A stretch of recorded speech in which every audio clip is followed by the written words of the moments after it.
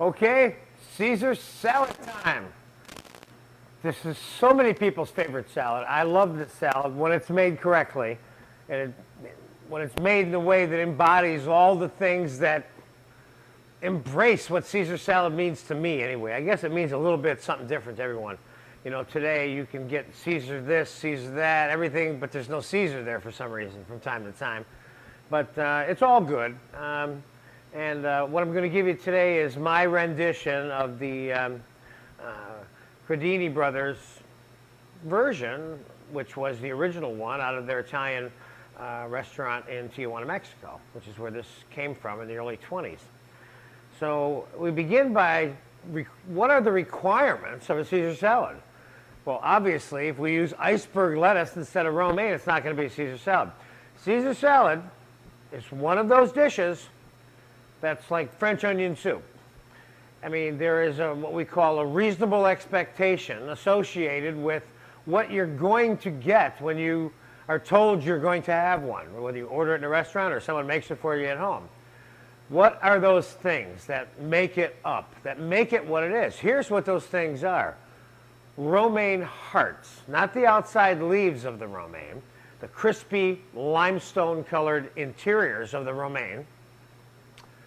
Croutons, they can come in various shapes and forms. As long as they're good, they're okay. Parmesan cheese, garlic, olive oil, anchovy. Now, anchovy is part of the dressing. And now, many people will say, don't put the little fishes on my salad. And I understand that. That's okay. But it is part of the dressing. One cannot have Caesar salad without having anchovy in the dressing, really. That would certainly be one of those requirements from my point of view. I'm going to begin by showing you how to clean a head of romaine for Caesar salad, okay? Now, here's a nice, big, fluffy head of romaine that looks really nice. Here's the way I would normally clean it. I use my knife to take off the outside soft, bitter green portions, okay? And I would take it right down to that, okay? Now, most of this, some of this you could use in another salad, but we're not doing that today. We're showing you how to make Caesar. Now, if you start mixing soft, bitter green leaves into this salad, and this is not a cold, crispy salad, you're not making Caesar salad.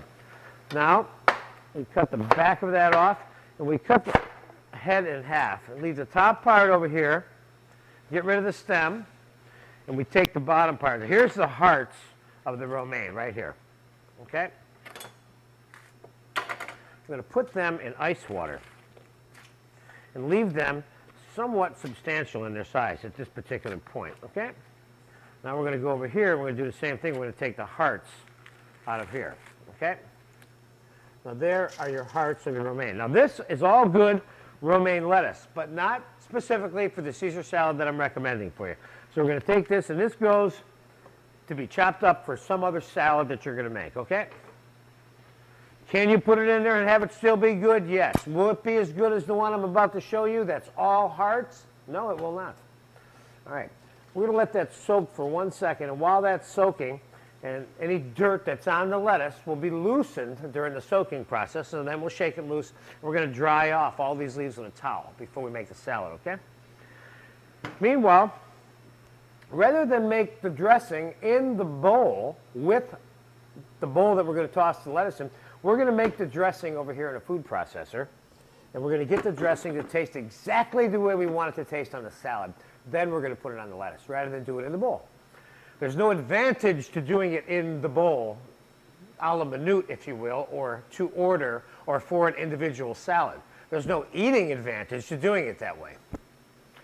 As a matter of fact, when you do it that way, unless you do it all the time and have a very specific formula that's measured, every one of those salads in the bowl are likely to be a little bit different. When you make it in a small batch, you have like more control over the dressing flavor and the final outcome of the salad. So, I'm going to give you my method and my recipe for making what I consider to be a really good Caesar salad. 1 egg yolk in the food processor, a little bit of garlic that's in the measured ingredient list. Let's go with 2, 3, 4, 5 anchovy fillets. Let's go with turning it on. And what I have here is 1.5 cups of vegetable oil and 1/2 cup of extra virgin olive oil. We're going to add this in here slowly. Now, if we have to shake the food processor a little bit and tilt it, because it's bigger than the amount of dressing that we're making, we'll do that.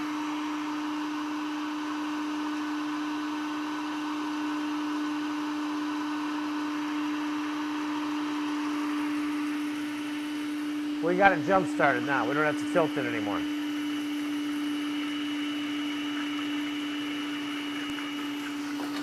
we're going to stop that. We're going to add some cheese to it. Parmesan cheese.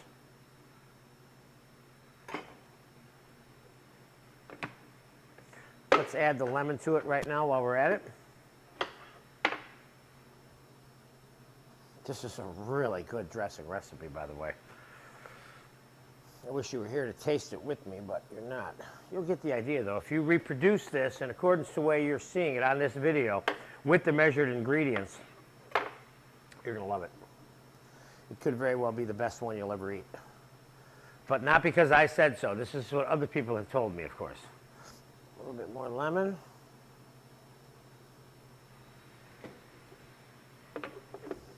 Let's give that another zap. Add the rest of the oil. So now we got the cheese in there. We have everything in there right now except the pepper, which I'm going to put in there right now.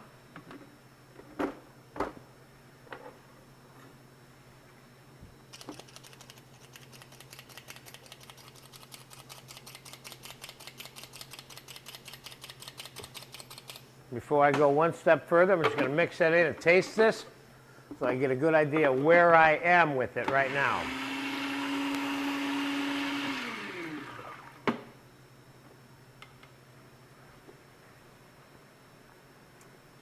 I'm in a really good place with it right now, I'll tell you, it's good. This is almost ridiculous, but I don't think I need to adjust it at all. I'm going to throw a little bit of more cheese in it, just because I like it a little cheesy, but give me a small mixing bowl or something to put this in.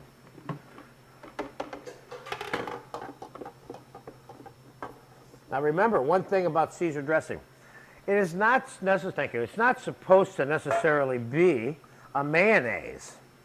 This whole concept of creamy Caesar kind of defies the original recipe a little bit. So there's our dressing. And I'll just show you a little bit about what that looks like. But it's not going to look like this on the salad. But it looks a little bit separated, and that's good. That's the way it should look. Because if you were to make it in a bowl, that's how it would look. Now, the drying of the lettuce.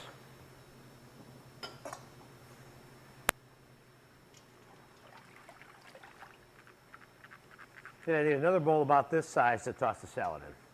And I'll be all set with bowls there.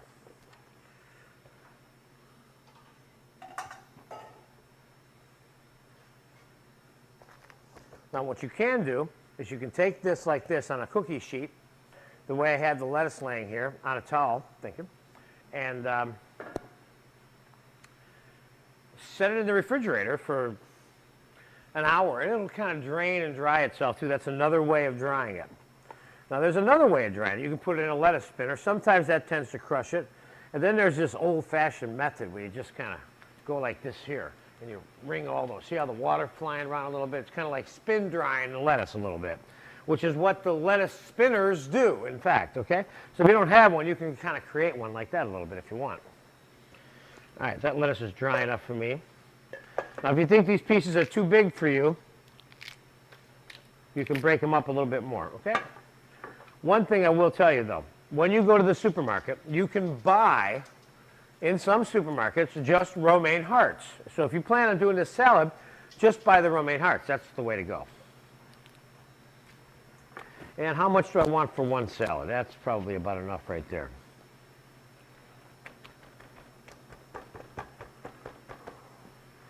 That looks dry enough for me. Somehow another piece of ice slipped in there, though. Let me get that out of here. Although a little water in the dressing would never hurt it. I can remember times where I've made this in large amounts at a convention center, in a 20-quart mixer. It was too thick, so we added water to it to thin it out. And it tasted good because it was a little too spicy that day. So there's no problem with water in your dressing. All right, now, to toss the salad, you're going to need your croutons first, so let's get those done. So now we got the clean lettuce, and we've got dressing made. Now I need the bread that's in the freezer. The best way to cut your sandwich-style bread for croutons or for finger sandwiches or anything like that is sometimes to start out with the bread frozen. Now, the way we're going to do the croutons is we're going to toast them in the oven lightly, and then we're going to toss them in a little bit of butter, thank you, and some garlic, salt, pepper, parsley, and cheese. Now there's some straight up old square sandwich bread, and we're going to make a little pile of croutons and pop this in the oven. And we're going to do a quick time-elapsed toasting of the croutons, and then we'll finish the salad. First, you cut the crust off. The crust should never be confused with the crumb of the bread, which is what is typically used for the crouton. Croutons that have the crust of the bread still intact on the crumb tend to be harder, tougher croutons, because when the crust toasts, it becomes twice as hard as the crumb. So you have a hard part and a soft part of a crouton that has the crust still on it. So ideally, it's cut the crust off for that reason, so that you have one continuous texture in your crouton. Okay.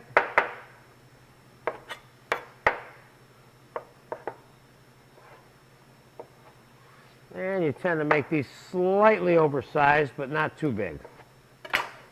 Spread them out in the pan. I like using white sandwich bread for this. It just makes really nice croutons.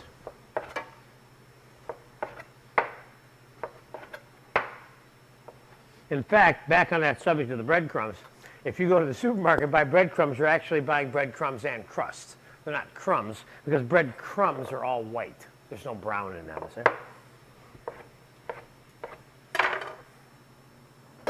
And a couple more slices.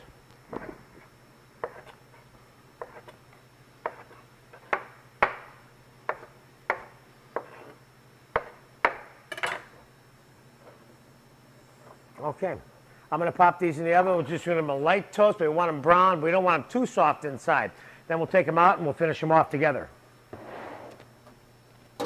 I'll be right back in 5 minutes, or now. Hey, it's 5 minutes later, like I said, right now, and here comes the croutons.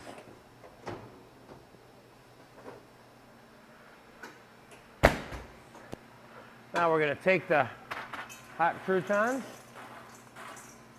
put them in a bowl, and we're going to toss a little bit of clarified butter on them. Notice I'm putting it on the bowl, not on the croutons. You see? See how that works? Don't pour it on the crouton to make the crouton all greasy. That's enough butter. Now we're going to put some cheese on a crouton, and some parsley, and some salt, and a little bit of pepper, and the garlic.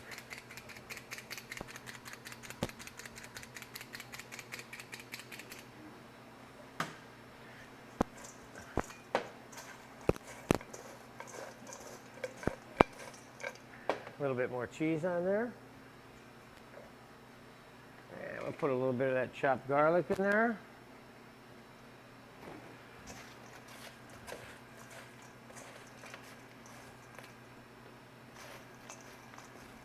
Now you have a crouton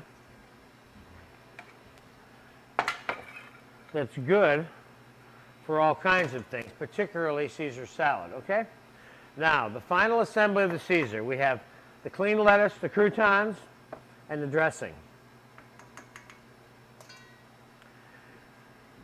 All I need is a small ladle and I'll be all set. Now, we'll put the croutons right on top of the lettuce from the very onset part of tossing the salad.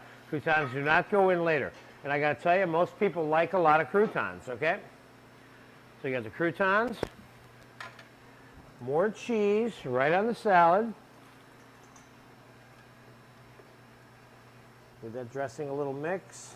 Now you want to be careful you don't make the salad soggy with dressing.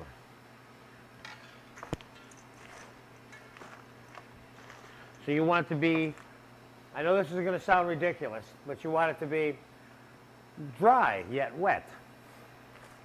It sounds like a description for a wine on a TV commercial or something, but and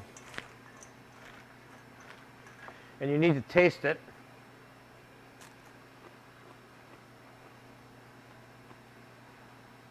It's going to go just a teeny weeny bit more dressing, teeny weeny bit more cheese.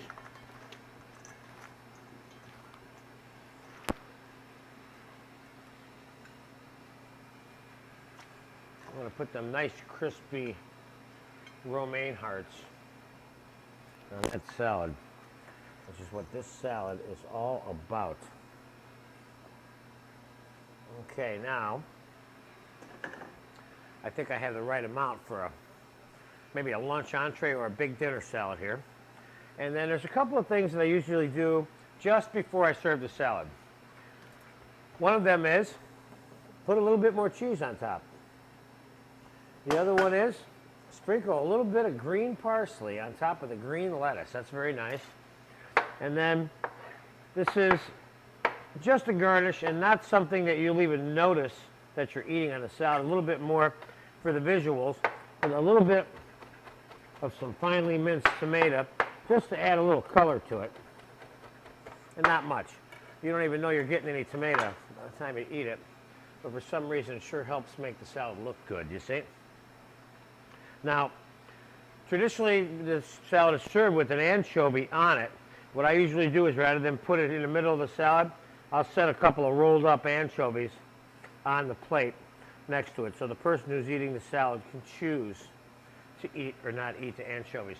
Now there you have my rendition of the Caesar salad with a little tomato garnish on top for fun. The dressing you can keep, of course, for 3 to 5 days completely safe. Keep in mind that there is a raw egg yolk inside this dressing. It has not been coddled or cooked, and you want to consider that when you're storing this. Other than that, you got nothing to worry about. All you got to do is eat this and enjoy it. Have a great time with the Caesar salad.